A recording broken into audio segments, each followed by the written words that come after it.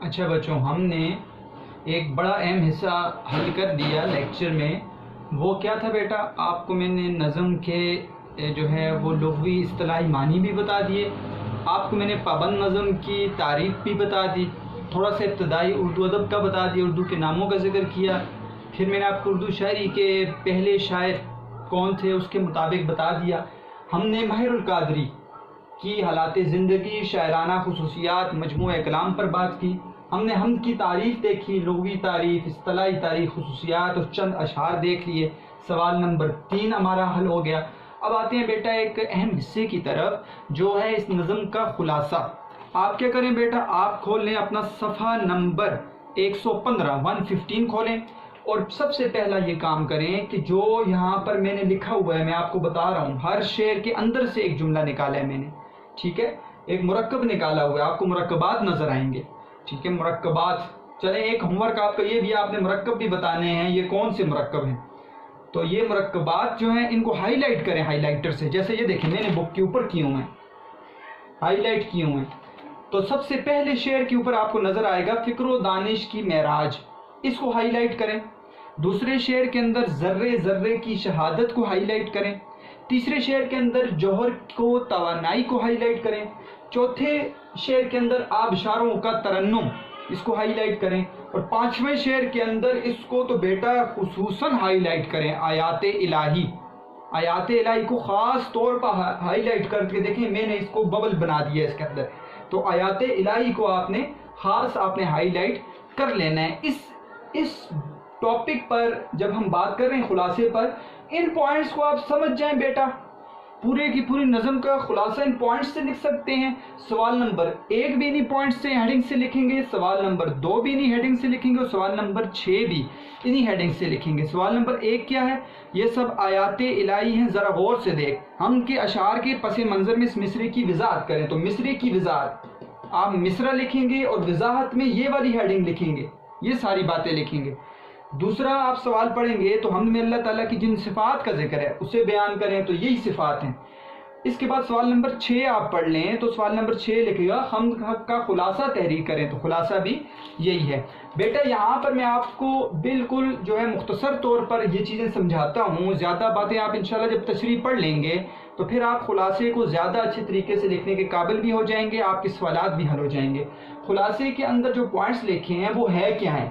دیکھیں، جو 5ویں شعر کے اندر آیات الہی ہے نا، اس کو پہلے سمجھیں، اس کو پہلے سمجھیں تاکہ باقی باتیں آپ کو سمجھ میں آ جائیں۔ دیکھیں،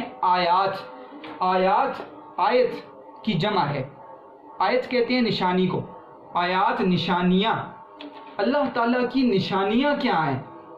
تو 5ویں شعر میں آپ کو آیات الہی، یہ سب آیات الہی ہیں، ذرا غور سے دیکھ۔ تو کیا کس کی طرف ذکر کر رہے ہیں؟ کیا کسی سورج کی طرف ذکر کر رہے ہیں؟ کیا کسی پتھر کی ذکر کر رہے ہیں؟ آیات الہی ہیں، یہ اللہ تعالیٰ کی نشانیاں نہیں بیٹا، اوپر ان نشانیوں کا ذکر کر دیا گیا ہے۔ جو نشانیاں ماہر القادری کہہ رہے ہیں، میں کہہ رہا ہوں نا، یہ آیات الہی ہیں۔ آیات الہی کیا ہیں؟ فکر و دانش کی معراج، ذرے ذرے کی شہادت، جوہر کو توانائی، آبشاروں کا ترنم، اس کے علاوہ نشانیاں ذکر کی ہیں۔ تو آیات الہی ذرا غور سے دیکھ، یہ جو ہے نا یہ اشارہ ہے بیٹا، اور آپ کو پتہ ہے اشارہ 2 قسم پر ہے، اشارہ قریب، اشارہ بعید۔ اشارہ قریب نزدیک والے اشارے کو کہتے ہیں، یہ جو پاس ہے، اشارہ بعید وہ، یہ اشارہ بعید ہے۔ تو یہ جب کہہ دیا، اشارہ کر دیا، تو یہ سے مراد یہ اوپر والی نشانیاں، اوپر والے اشعار کا ذکر ہے جو ماہر القادری کر رہے ہیں۔ تو آیات الہی کو سمجھنا ہے کہ اوپر جو ہمیں بیان کر رہے ہیں وہ آیات الہی ہیں، وہ اللہ تعالیٰ کی نشانیاں ہیں، اللہ تعالیٰ کی وحدانیت کی طرف، اللہ تعالیٰ کے ایک ہونے کی طرف دلائل دے رہے ہیں، اللہ تعالیٰ کی تعریف کو بیان کر رہے ہیں ماہر القادری کی اللہ تعالیٰ کی نشانیاں ہیں، ذرا غور سے دیکھ۔ تو کیا نشانیاں ذکر ہیں؟ پہلے شعر میں خاص بات، فکر و دانش کی معراج، فکر و دانش، عقل مندی، فکر و دانش کہتے ہیں عقل مندی کو، معراج بلند ہونا، عروج آپ نے نام سنا ہوگا، عروج بلند ہونا، عقل مندی کا بلند ہونا۔ فکر و دانش کی معراج کیا بیٹا؟ عقل مندی کا بلند ہونا، یعنی سب سے زیادہ عقل مند کون ہے؟ تو کہتے ہیں خدا کا اقرار ہے۔ اصل عقل مند شخص ماہر القادری کہتے ہیں وہ شخص ہے جو اللہ تعالیٰ کا اقرار کر لیتا ہے، دنیا کے اعتبار سے نہیں کہ دنیا کے اعتبار میں طرح طرح کی چیزیں بنا لے تو وہ عقل مند ہے، نہیں، اصل عقل مند وہ ہے جس نے اللہ تعالیٰ کو پہچان لیا، اللہ تعالیٰ کی وحدانیت کا اقرار کر لیا، وہ عقل مند شخص ہے۔ تو یہ ہے عقل و دانش کی، فکر و دانش کی معراج، کہ عقل کا بلند ہونا دنیاوی اعتبار سے نہیں ہے بلکہ اپنے رب کو پہچاننے کے اعتبار سے ہے۔ ایک ایسا شخص جو غیر مسلم ہے، سب کچھ کر رہا ہے دنیا کے اندر لیکن اپنے رب کو نہیں پہچان رہا، تو ماہر القادری کہتے ہیں وہ عقل مند نہیں ہے، وہ جاہل شخص ہے۔ تو فکر و دانش کی معراج خدا کا اقرار ہے، یہ پہلے آپ کو مصرے کے اندر نظر آئے گا بیٹا، پہلے مصرے کے اندر نظر آئے گا، اس بات کو بیان کریں گے۔ دوسرا، ذرے ذرے کی شہادت، ذرہ اسمال پارٹیکل، آپ نے پڑھا ہوگا، ٹھیک ہے، بالکل چھوٹا سا ذرہ پارٹیکل جو ہوتا ہے وہ بھی یہ شہادت، گواہی، شہادت کہتے ہیں گواہی دے رہا ہے کہ کیا ہے، کہ خدا ہے موجود، کہ اللہ تعالیٰ کی ذات موجود ہے۔ کیوں؟ کوئی چیز بھی کائنات میں بیٹا نہیں بن سکتی جب تک اس کا خالق موجود نہ ہو۔ دیکھیں، کائنات کو بنانے والے اللہ تعالیٰ ہیں۔ اب یہ سوال بھی آئے گا اور عقلی سوال ہے، تو پھر رب کو کس نے بنایا؟ بعض اوقات آ جاتا ہے سوال، اس کا جواب بھی انشاءاللہ میں آپ کو نظم میں دوں گا۔ یہ وہ باتیں نہیں ہیں کہ عقل پہ پرکھو اور دین کو، اور عقل جواب نہیں دے گی بیٹا آپ کو، تو عقل بھی جواب دیتی ہے، یہ فلسفہ دین ہے۔ عقل جواب دیتی ہے کہ اگر رب ہے تو رب کو کیوں، کون، میں آپ کو دلیل دوں گا اس کی، ٹھیک ہے۔ تو یہ باتیں بھی انسان کے ذہن سے نکل جاتی ہیں پھر، کہ یہ کیسے ہو گیا کہ رب کو نے سب کو بنایا، تو رب کو، اللہ تعالیٰ کو بنانے والی کون سی ذات ہے؟ تو اس کا جواب بھی ہمیں دین دیتا ہے۔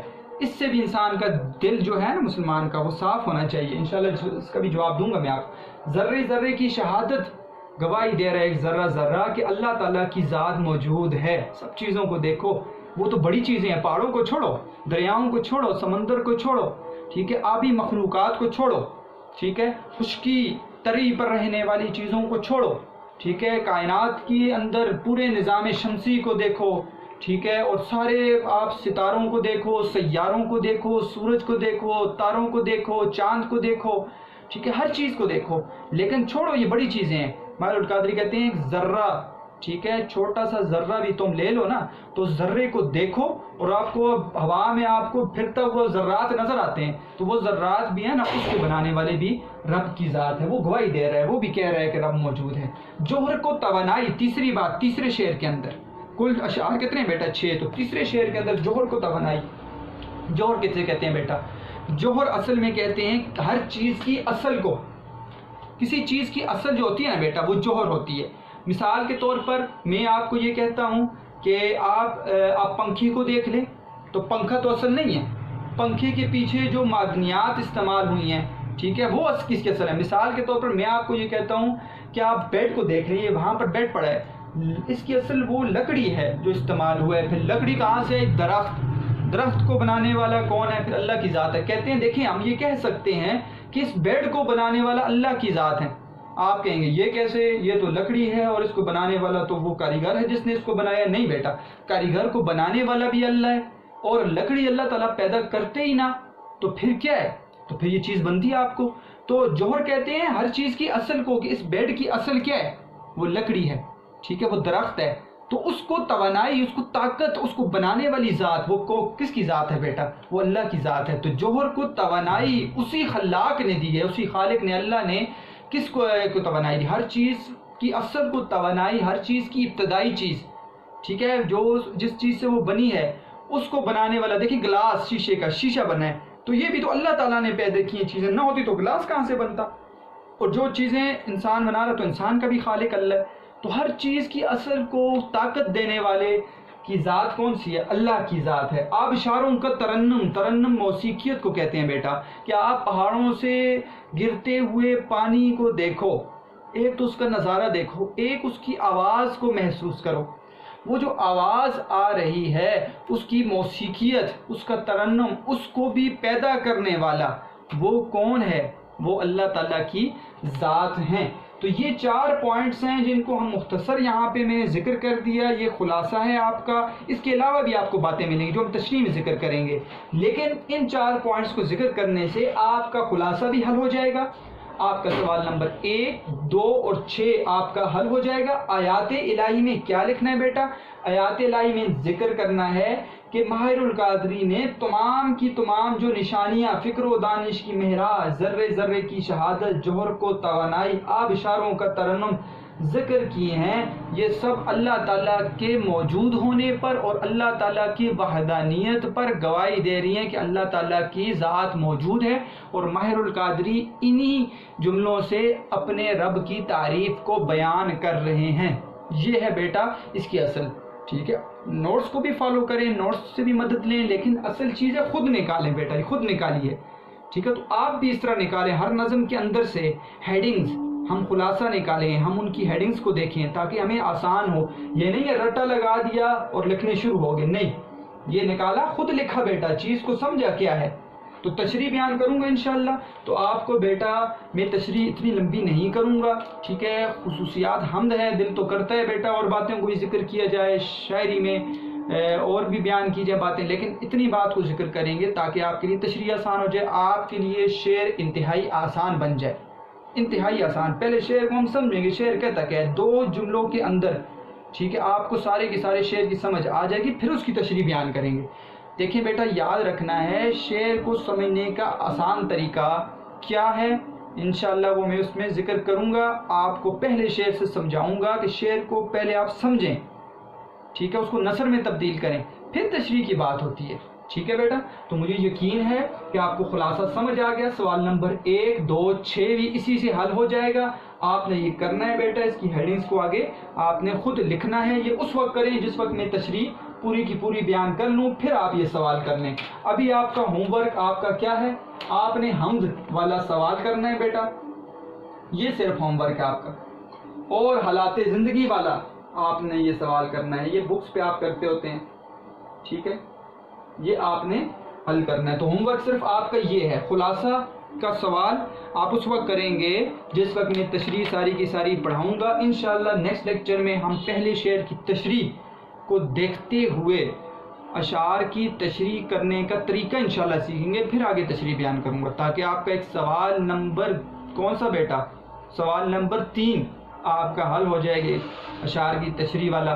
تو وہ ہم طریقہ بھی یہاں پر سیکھ لیں گے، جیسے ہم نے متن کی تشریح کا سیکھا، تو پھر ہم انشاءاللہ شعر کو جو ہے اس کی تشریح کو بیان کریں گے۔ تو مجھے امید ہے بیٹا آج کے لیکچر آپ کے لیے انتہائی اہمیت والا ہے، اس وجہ سے کہ میں نے آپ کو کہا تھا ابتدائی اسباق، ابتدائی نظم اور ابتدائی غزل وہ بہت اہمیت ہے والی ہے، وہ آپ ترتیب سمجھ جائیں گے کہ میں کس ترتیب پر آگے آپ کو پڑھاؤں گا۔ تو بیٹا محنت کرنی ہے، ان چیزوں کو نوٹ کرنا ہے، اس لیکچر کو بار بار دیکھ کر چیزوں کو سمجھ جائیں تاکہ آگے آپ کے لیے آسانی ہو۔